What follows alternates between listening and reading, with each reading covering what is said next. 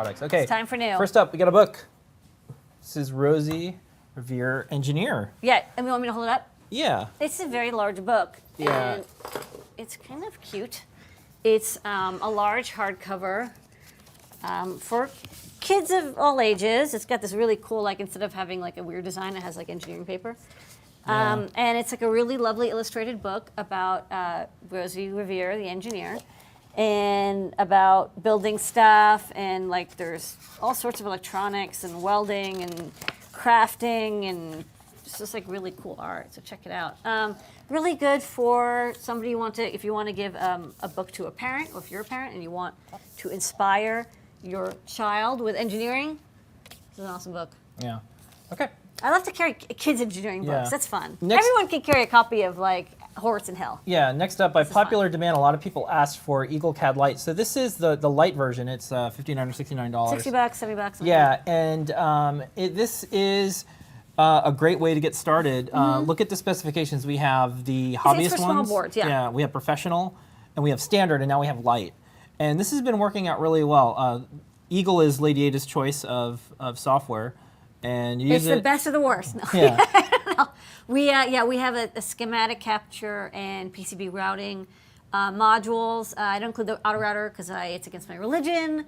But we have multiple different versions. Yeah. Each version, some of them are for commercial use, some are for hobbyist use only, some are like educational only. Yeah. Some can only do small boards this big, others can do boards this big, and others are like infinite. When Adafruit got started, I just bought a copy of like the Pro Eagle, and I was like, it's $1,000. But I've actually been using like that version for like 6 years now. Yeah, and the other thing is the light version can be used commercially. But just for very small boards. Yeah, I think, right? the hobbyist version can't. So this is actually a great deal. Yeah, it's a good deal. Yeah.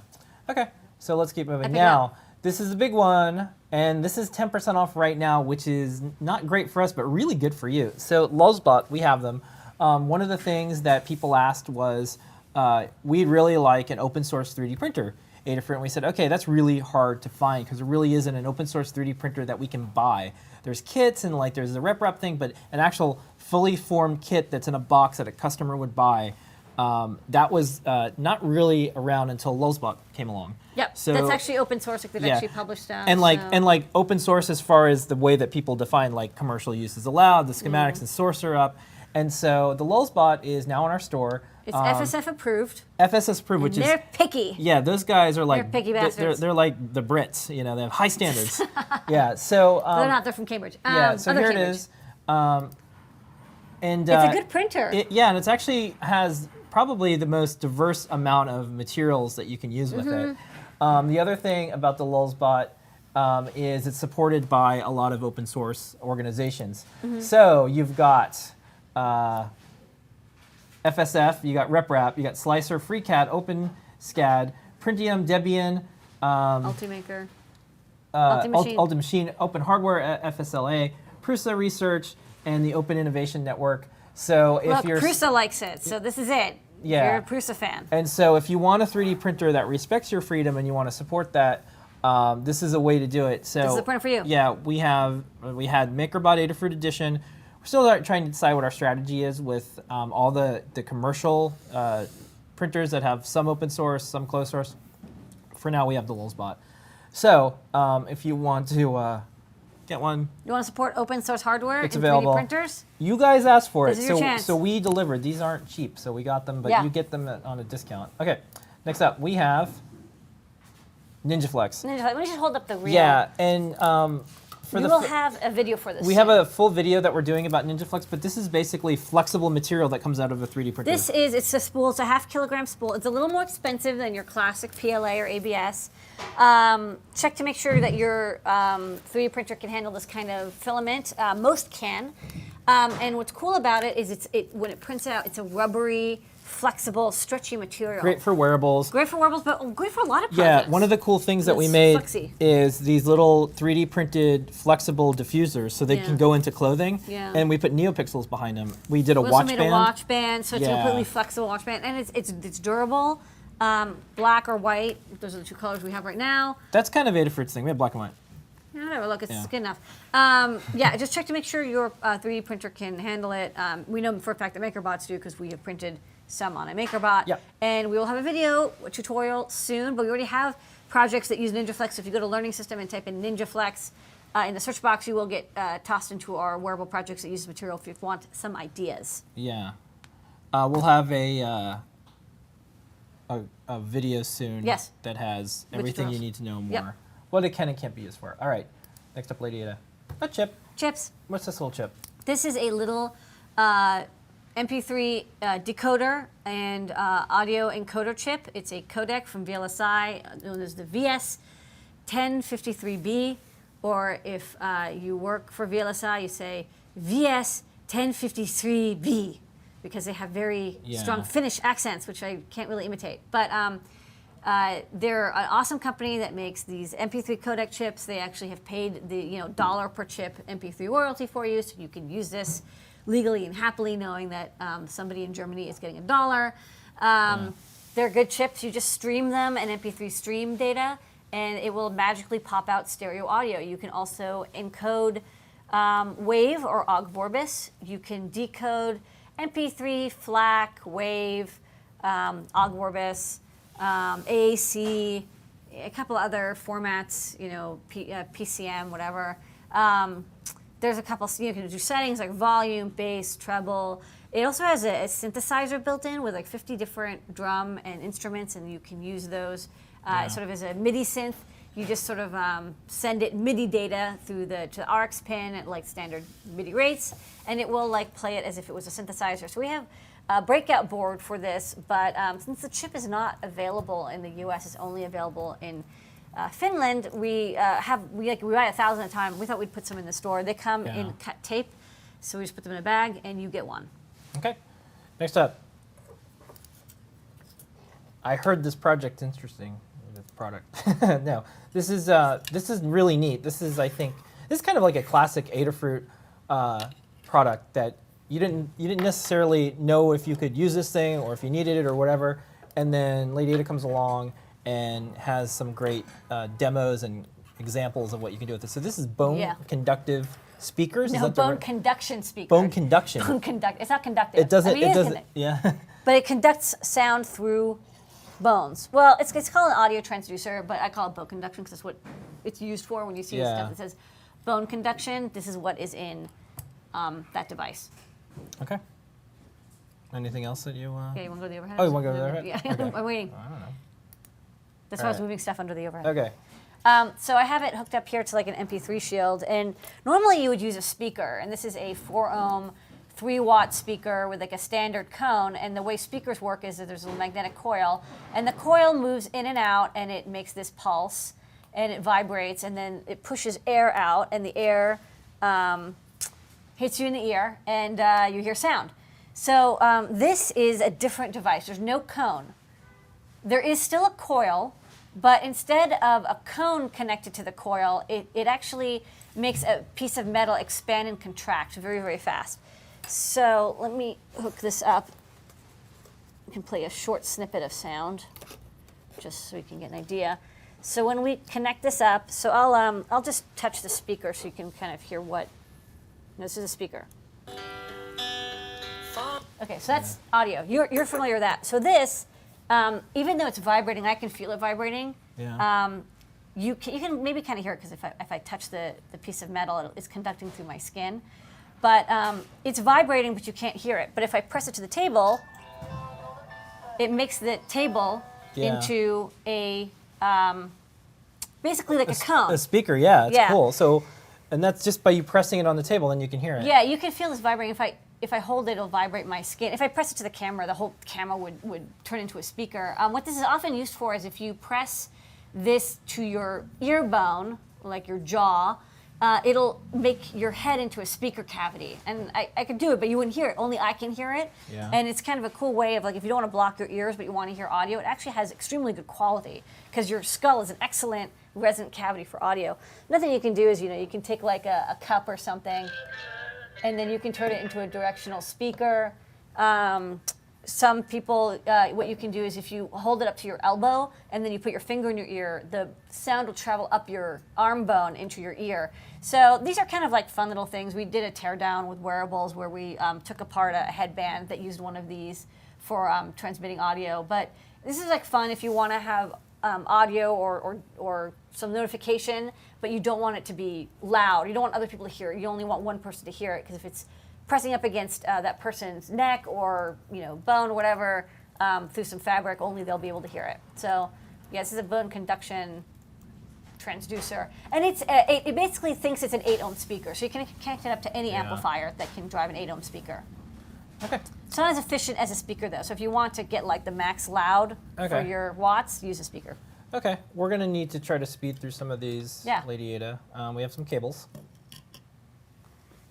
This is, yeah, I can just talk about this one. Let's see if let me get my demo box. Okay. Do This you want to go to is- the overhead, or do you want to? Yeah, sure. This is just a little SWD debugging cable. We're doing some ARM stuff coming up, and these are cables that are often used. They're half the pitch of normal IDC cables, and so they're kind of hard to get. They're 0.05 inch instead of 0.1 inch pitch cables. So just don't confuse these what are normally used as larger 10-pin IDC cables. These are quite small in comparison. That's it. Okay. Oh, and for the folks who wanted to know what that thing was on top of Arduino, that's a new MP3 shield we're working MP3 on. shield with an amplifier built Ooh, in. you're working on an MP3 shield. Okay. All right, next up, more cables. So that's the same cable. thing. Here's a Raspberry Pi product. This is a Raspberry Pi motor shield designed by Ryan Tech. It was a somewhat successful sort of a crowd-funded thing. We thought it would be cool to have this little kit, and the Raspberry Pi Foundation was like, "Hey, you should carry this," and we're like, "Okay, we'll carry it." And so we have it in the store. We have a couple left. It's a kit, but if you don't mind soldering, you can connect 2 DC motors to your Raspberry Pi. Sorry, Yeah. I'm grabbing the touchscreen. Okay. And next up, yeah, we got screens galore here. Well, this is There's a lot touch of stuff screen. going on. Yeah. So this is a touch screen. It's translucent, so you can see it in the overhead. It is for connecting to an existing TFT screen. We don't actually have the screen this goes with yet. It was delayed out of China for Chinese New Year, but when it comes in, this will be the touchscreen for it. So, I don't know. It's okay. We just had to put it in anyways. If Okay. you already have a screen that's this size, check the dimensions. It's a resistive touchscreen, and you can use it with any resistive touchscreen driver. Okay. And then we have a lot of other stuff going on here, Lady. These are a bunch of screens. What are you doing with all these screens? I'm just gonna, it's just like screens galore, and there's buttons on these screens. They just got a lot of screens. You're going screen crazy. This is, okay, so this Yeah. is a 5-inch 800 by 480 pixel display that, go back. Which way you want to go? This one? Click on one of the ones with the, This one? no, back. Hold on. There's a lot of pictures. All right. All right. So this Yeah. is an 800 by 480 pixel display for Raspberry Pi. It's 5 inches in diagonal. So it's not like a super high resolution, but it's a lot less expensive because you're paying for pixels. For a lot of people who just want a small screen, this is perfectly fine. I also have it live on the overhead so I can show what it looks like. So you've got the screen, and I've got it on this little stand here. And it's a nice bright screen, and you can run X or whatever. It just shows up as an HDMI monitor. You can also run it under Windows or your Xbox or whatever, and it comes with a driver. The driver is about the same size as the screen, so you can fit it behind.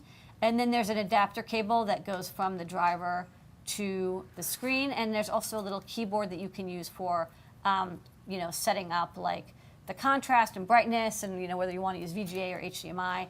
But if you plug it in with HDMI, it just shows up as a monitor, and it's a nice little screen. We will eventually have a touchscreen version, but right now we have the touchscreen-less version. Okay. So I'm going to just continue to go through these screen photos. So we have some other things too. These are some more photos of the screens themselves. Yeah. So this is it in text mode.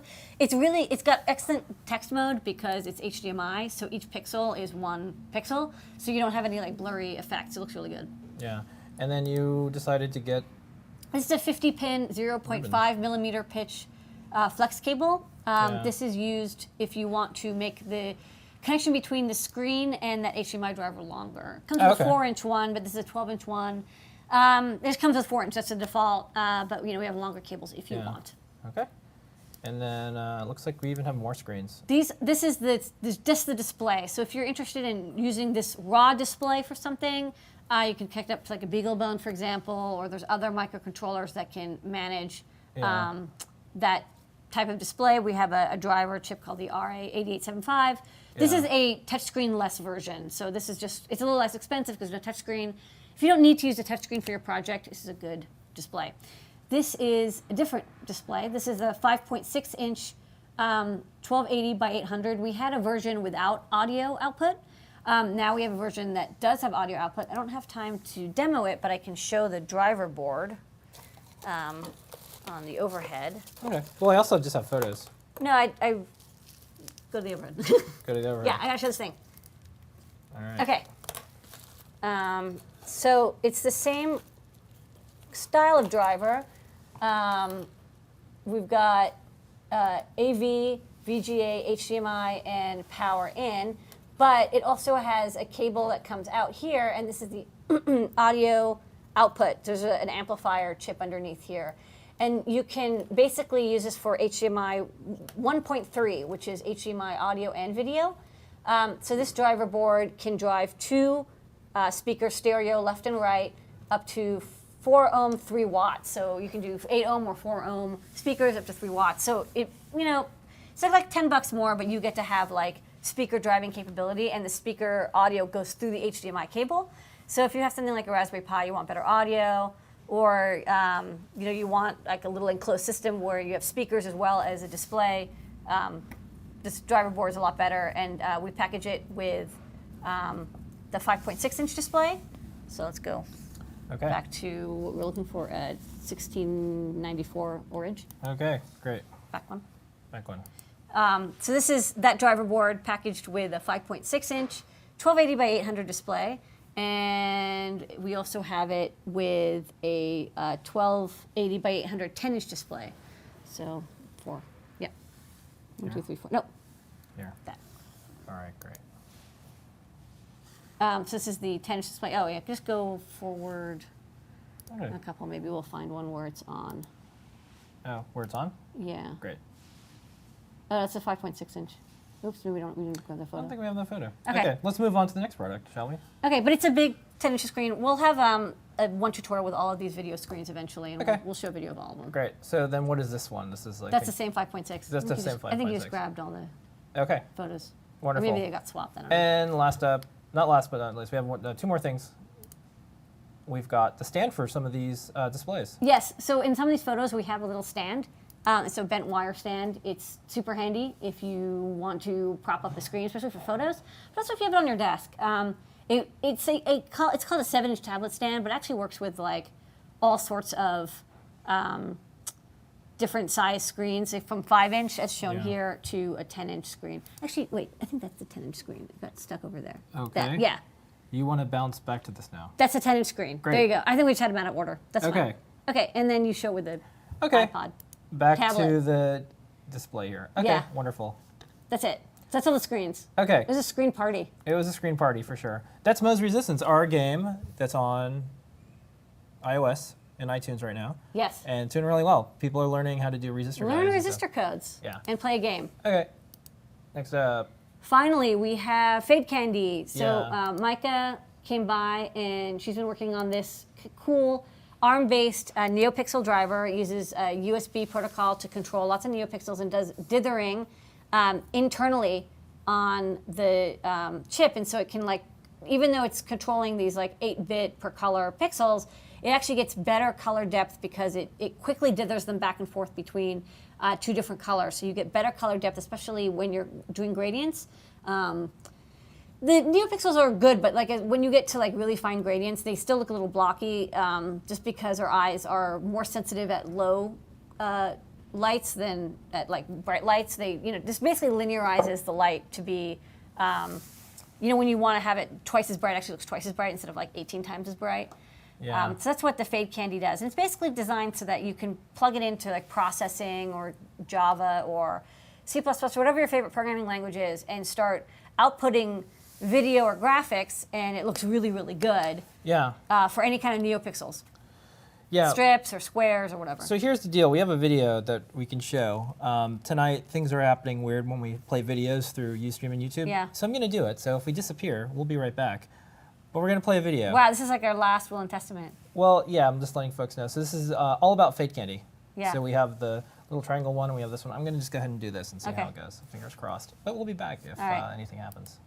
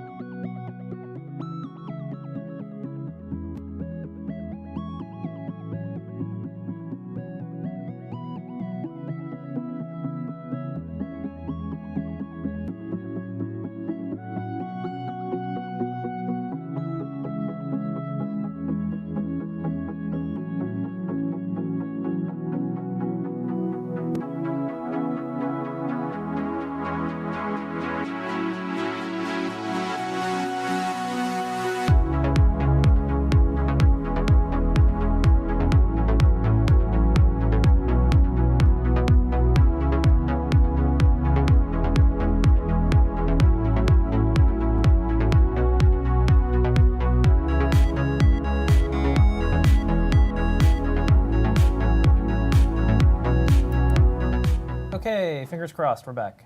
We still here? Yeah. We still here? Whew, okay. We're still here. Okay. That was new products, Lady Ada. I did them all. Yeah, good work.